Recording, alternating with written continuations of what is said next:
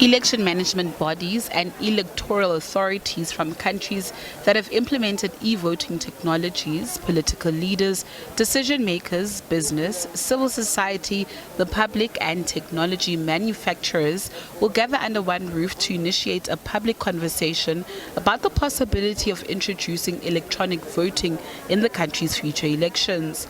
The conference is making an inquiry. It's going to be debating those issues. Are we ready?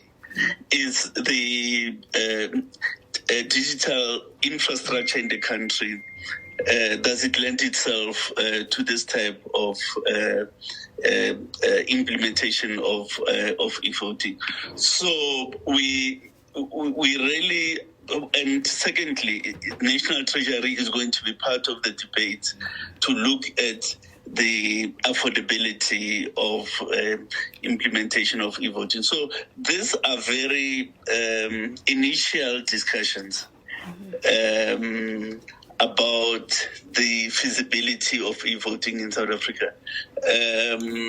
We are not straitjacketing the country, but we think that the country cannot ignore the debate.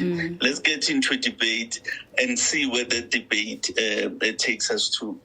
The conference is based on research commissioned by the IEC and undertaken by the Human Sciences Research Council.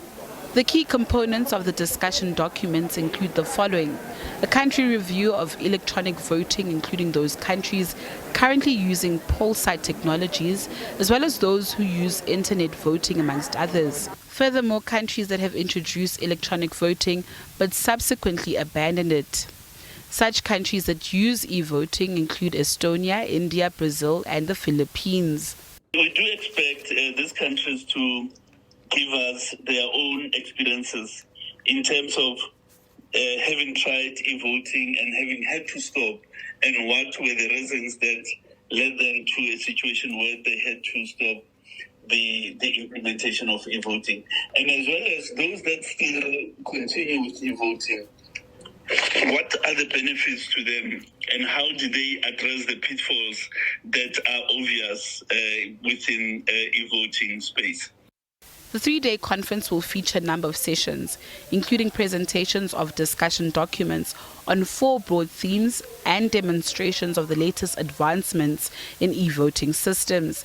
Each session will be anchored by a presentation of key research findings, followed by a reply from respondents with knowledge of the relevant theme. Natasha Piri, SABC News, Johannesburg.